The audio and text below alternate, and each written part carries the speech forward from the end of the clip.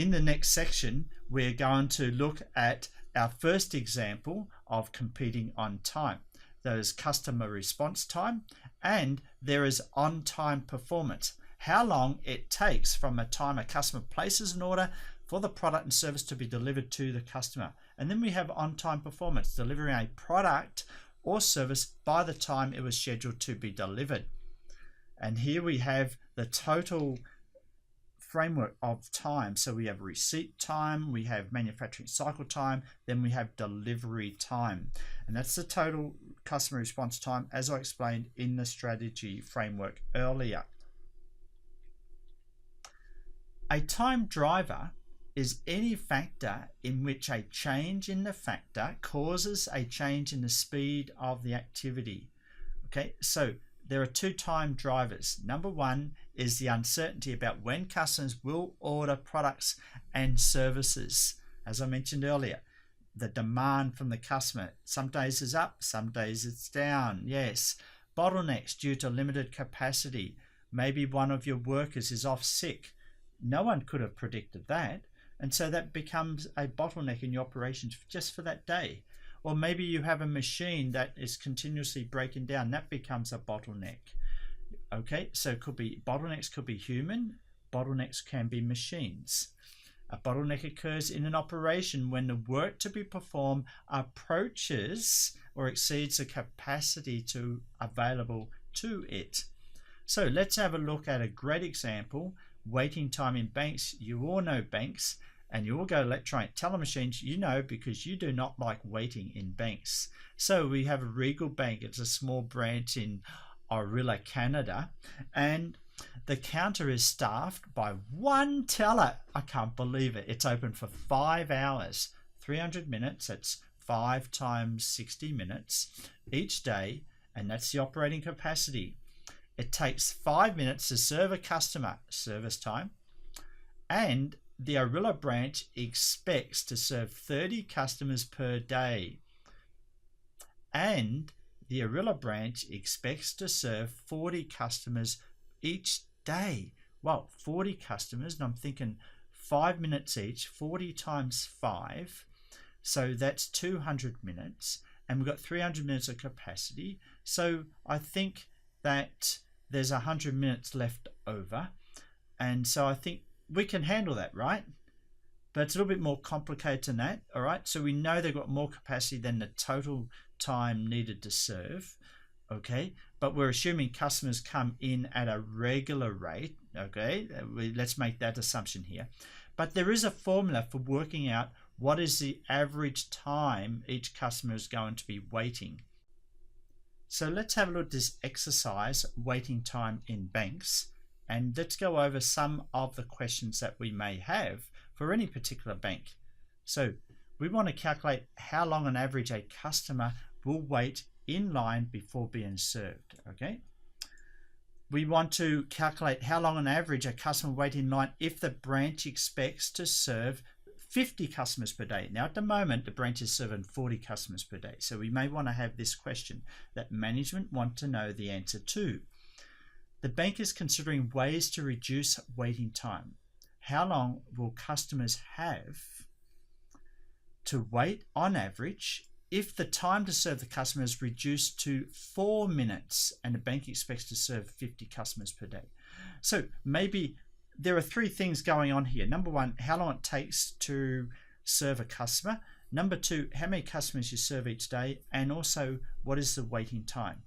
And so if we want to reduce 1, that is a 4-minute serving it takes to serve a customer. Why? Because you train better people and you put them on the counter to serve the customer so they can serve the customer very, very fast. What's your name? Okay, give me your money, give me your card. Okay, there you go. Next. You understand what I mean, don't you? All right. So whereas a new teller that's starting is going to be very, very slow. All right. So maybe you are confident that you can have a teller that can do 4 minutes. So you want to know, okay, so we forecast more customers going to come. What is the waiting time? Will it be reduced?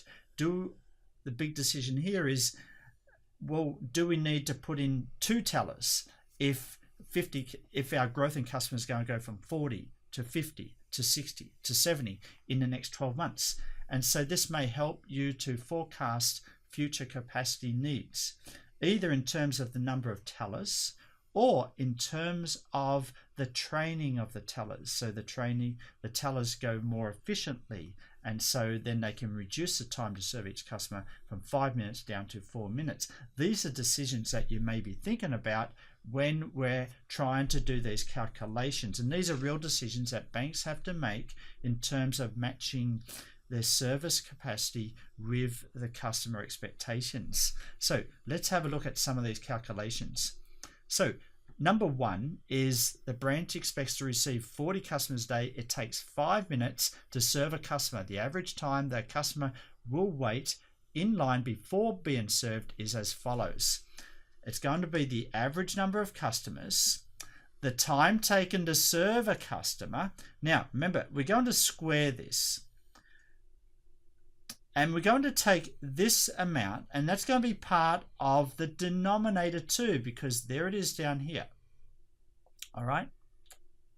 All right. So the average number of customers is 40 customers. The time taken to serve a customer is 5 minutes. And so that's where we get the 40 times 5, but it's 40 times 5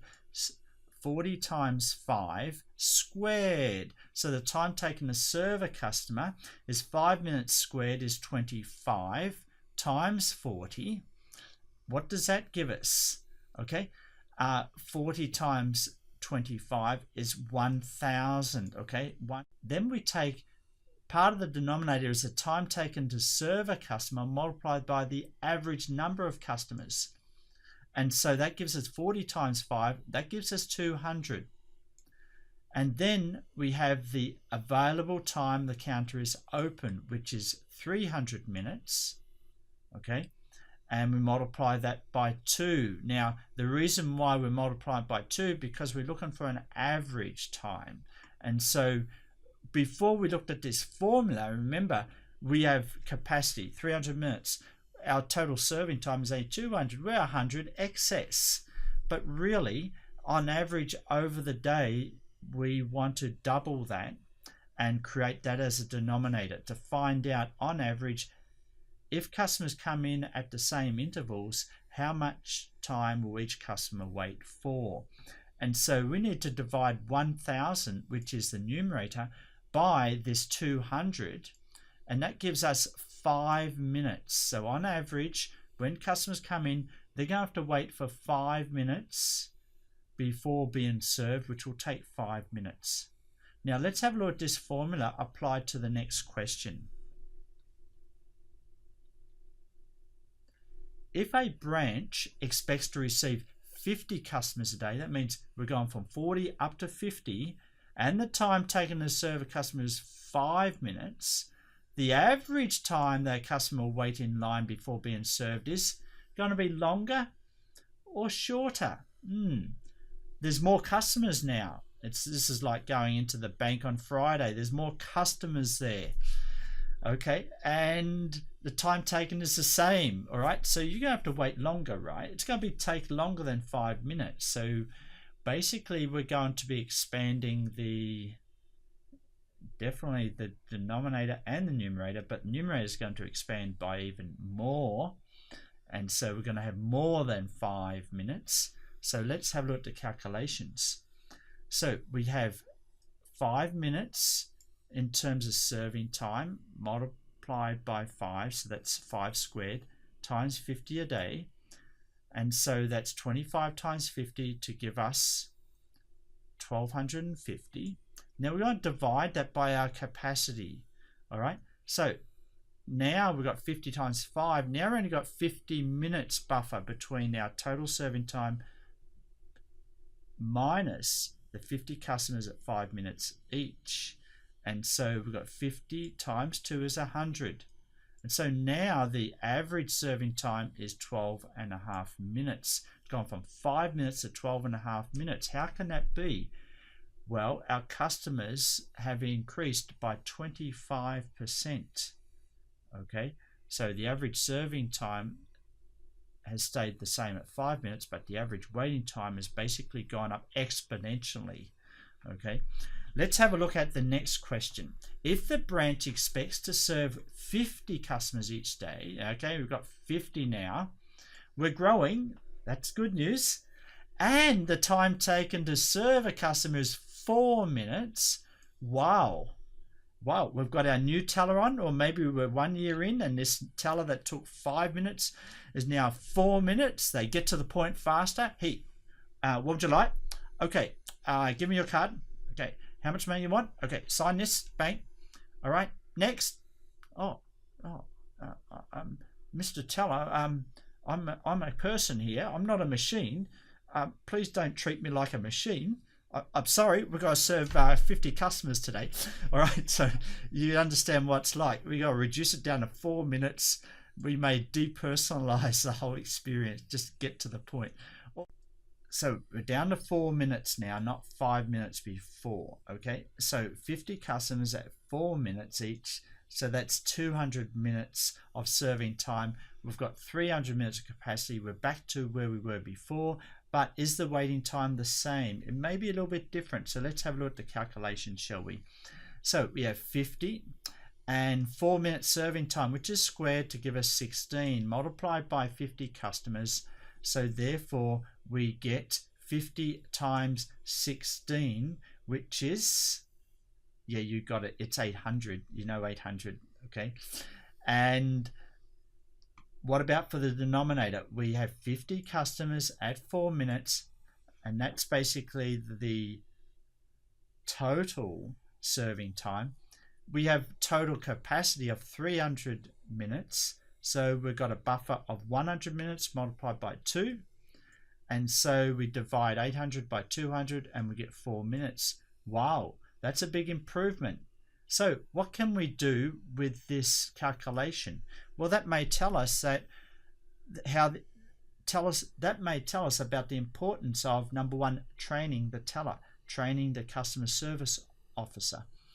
Okay, the better trained they are, then they can reduce the serving time from 5 minutes down to 4 minutes. It may tell us about the need to have a second teller on Fridays, on Thursdays, because that's when our daily customers go from 40 customers up to 50 customers, or up to 60 customers on Saturday morning. You get the point here. So it helps you to think about capacity, given that you have some trends in demand, days of the week, months of the year, okay, over time. And there's a growth factor in there too. So you can start to plan capacity, plan the training, or plan technology that can help make that service provided to be more efficient without cutting back on the service feeling received by the customer. So there we have the first example where we're calculating waiting time. We're based on different scenarios of capacity, based on different scenarios of demand, which was two parts of here. So capacity is down here, the big C, and the demand was the big D here. But we've really focused on this area here because all our calculations were really focused on about, okay, how can we change capacity based on the demand so that we can fit within any promise that we're making on the service. So we promise you that you're only going to wait for 4 minutes. If there are 50 customers, then each customer service officer must take on average no more than 4 minutes. 4 minutes serving each customer. You see that? So that was the first type of calculation in part one. So I hope you get some sense of what type of decisions that we can make with these calculations. We're trading off the demand, how many customers, we're trading off their expectations, a particular service standard, how long they have to wait for, and we're trading off the capacity. What is the capability of serving that customer? Are we fast? Are we slow? Do we have a novice person serving? Or do we have a well-trained person serving? Can we use technology for that? And so it's about balancing those three parts, all right? The demand, number of customers, their expectations, which is associated with your service standard, and the capacity that you have. What's that capacity? That is how many people are serving. How well trained are they? These three things is what we did the first calculation of. In part 2, we're going to look at managing the capacity side, the bottleneck side, okay, assuming that we're not changing our standards on this level here, that is the customer, number of customers or their demands and their expectations for how fast, how timely they want that demand.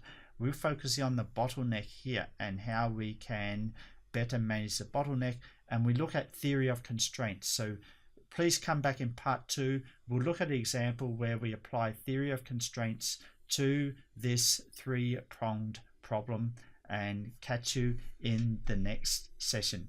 Thank you for watching. Bye for now.